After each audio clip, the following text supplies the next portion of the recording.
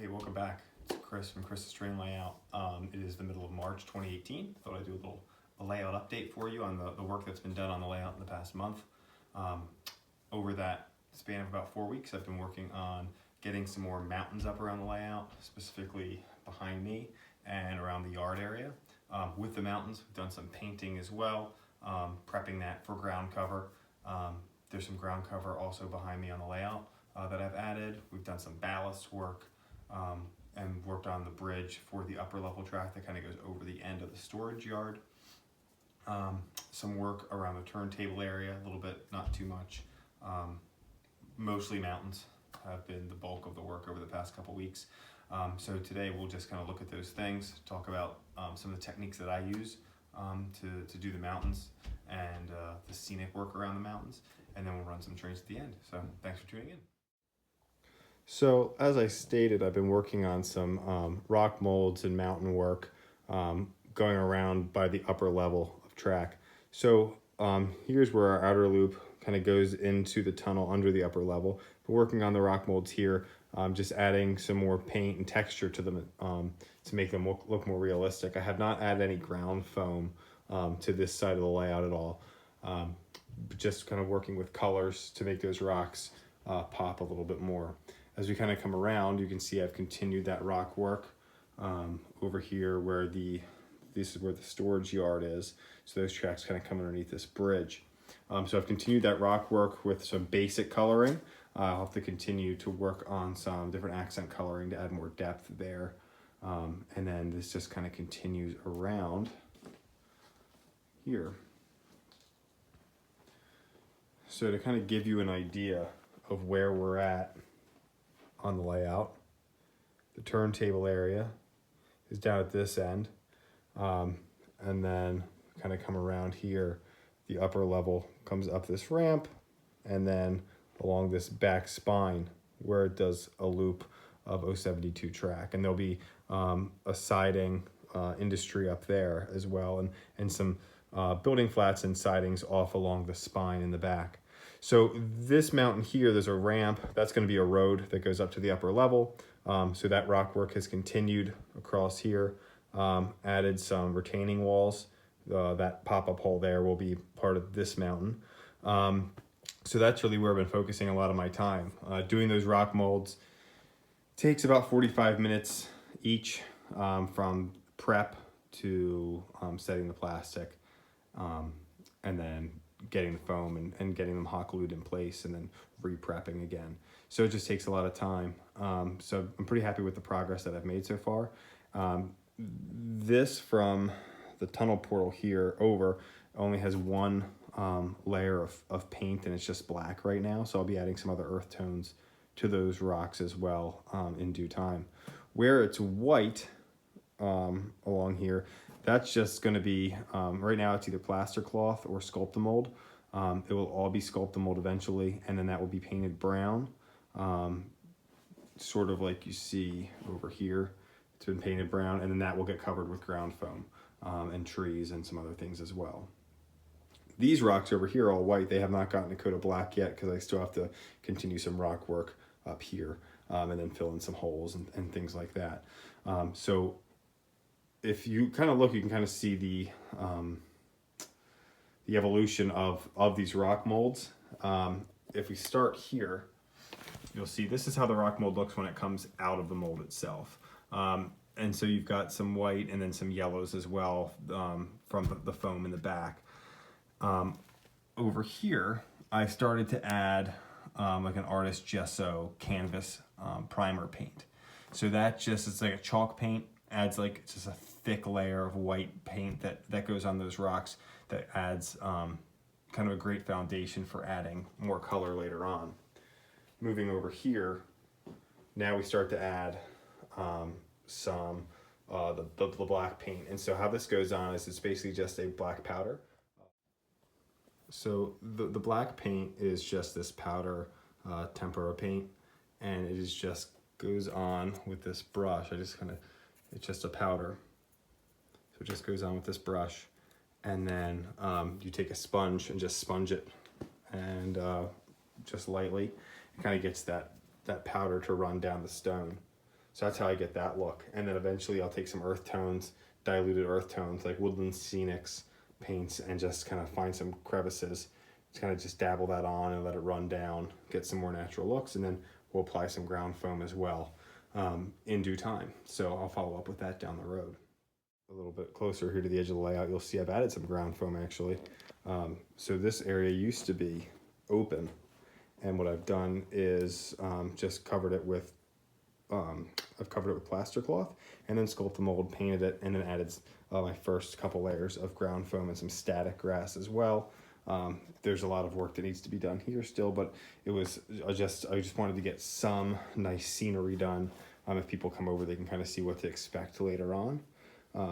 So here is kind of the rock molds with some of that ground foam sprinkled down on the front.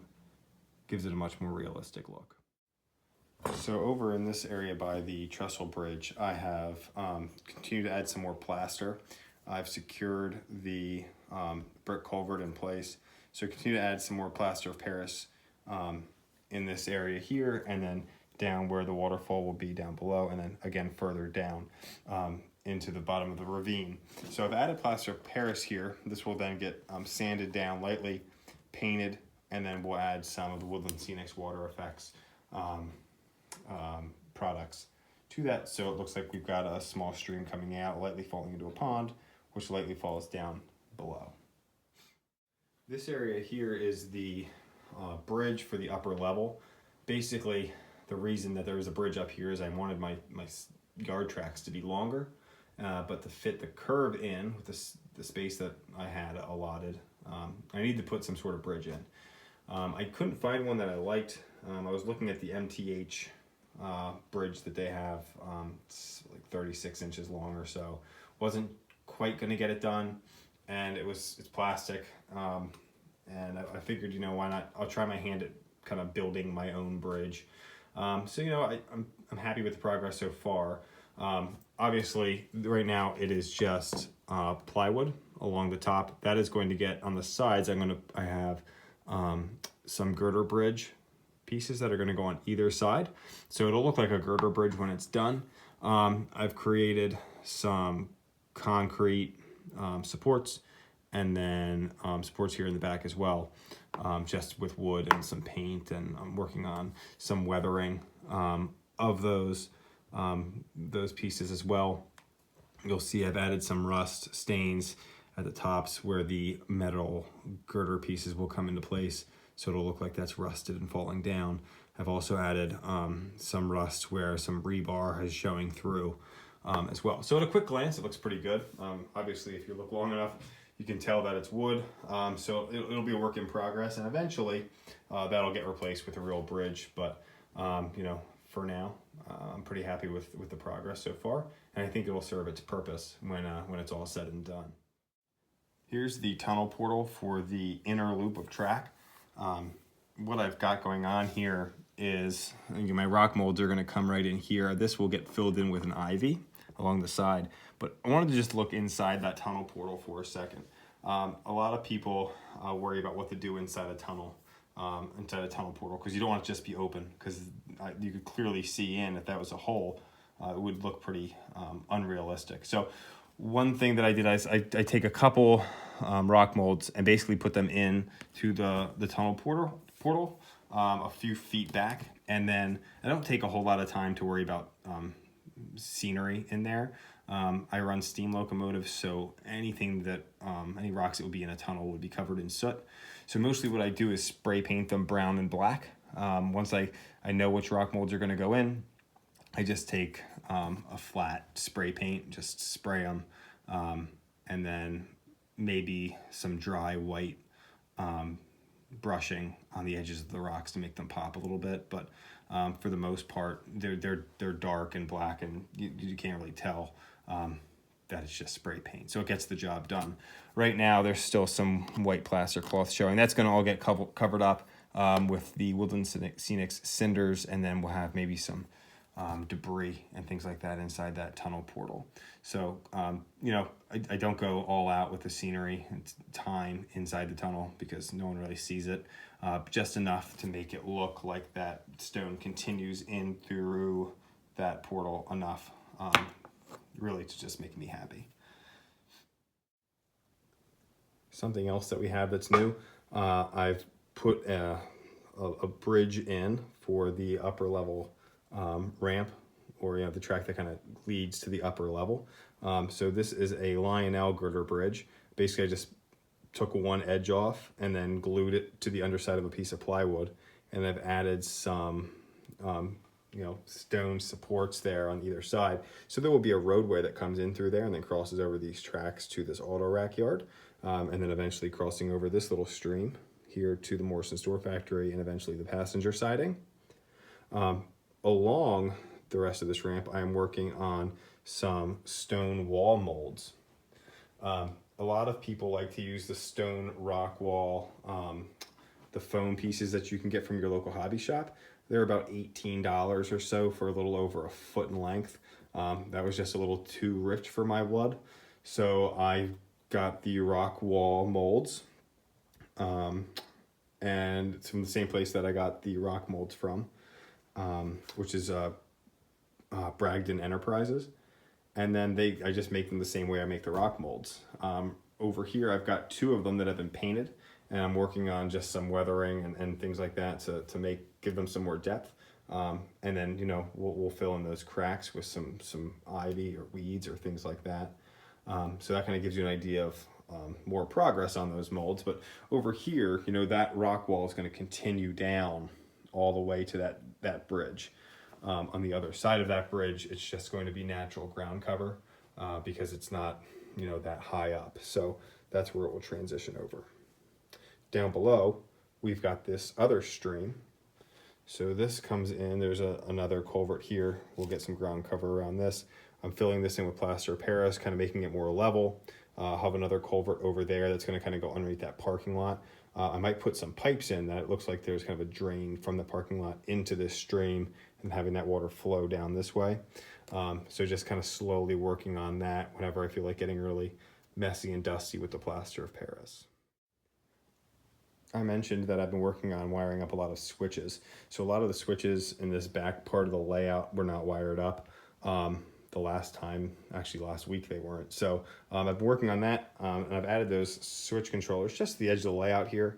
I do have my control panel on the far side of the layout for the turntable area.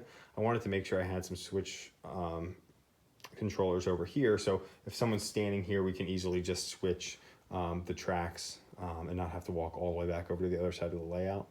And then to wire these up, I also purchased a Z1000 brick, which I've got under the layout here.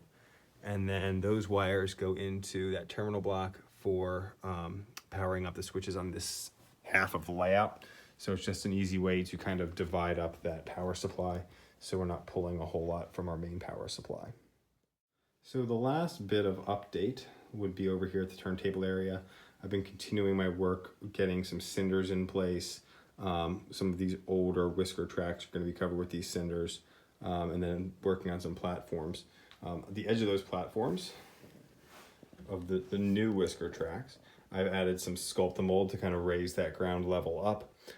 This will get smoothed out, maybe another layer. I don't know if I'm happy with it yet. And then eventually, obviously, ground cover and then debris from the turntable area and industry here. I've also added some drainage pipes. Basically, all I did here was pick up a piece of brass pipe. I think it's 3/4 inch, half-inch pipe maybe from my local hobby shop. Spray painted it brown, about 4 or 5 coats of brown, and then I just cut it with a Dremel and basically put my Sculpt-A-Mold in place and push these pipes into place as well. So these are going to be drainage pipes, and then the ground with the Sculpt-A-Mold, I've kind of created a bit of a basin here. For that, I'll put some water and some weeds and some high growth in this area, sort of as like a drainage basin for the water that would fall up here on the turntable area. So that's pretty much it for right now. Hoping to get some more buildings over in the turntable area here in the next couple of weeks. Try to liven this area up before the end of the month, a little bit more. So that's it for this update. my goal for the next month is to continue finishing the rock molds, specifically in the back corner, and then continue work on the rock wall molds as well, and try to make, next time we have video, hopefully this area here will look a lot more realistic than it does right now. So we'll see if that happens. All right, so that's it for this layout update. Thanks again for tuning in. As you can see, there's been quite a bit of work over the past 4 weeks, and so I will plan on posting another update in another 4 weeks or so, and hopefully the layout will look quite a bit different than it does now. So thanks again for tuning in.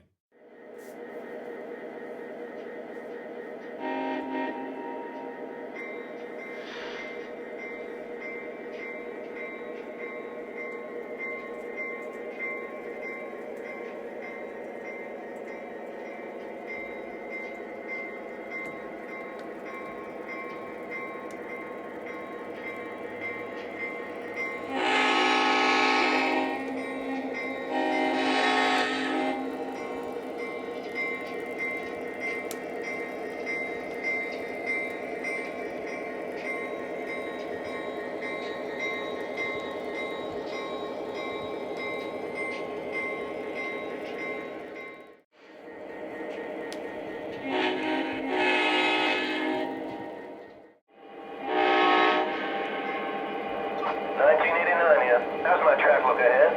Over. UP, Denver and Rio Grande, 1989. You are clear ahead. Over. Acknowledge. 1989 out.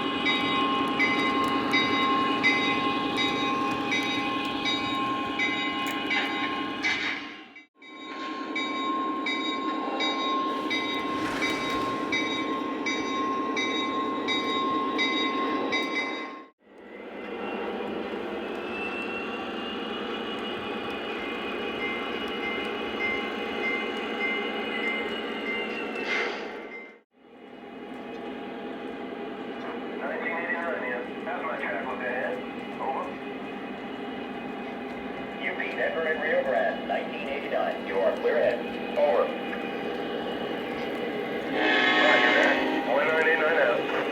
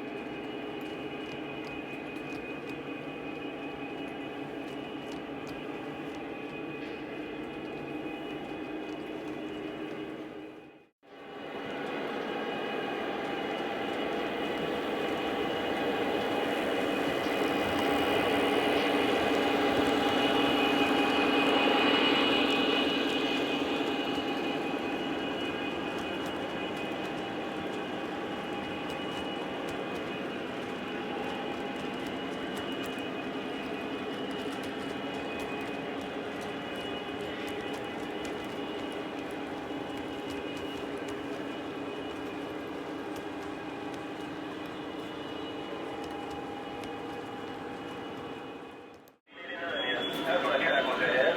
Over. 1989. You are clear ahead. Over.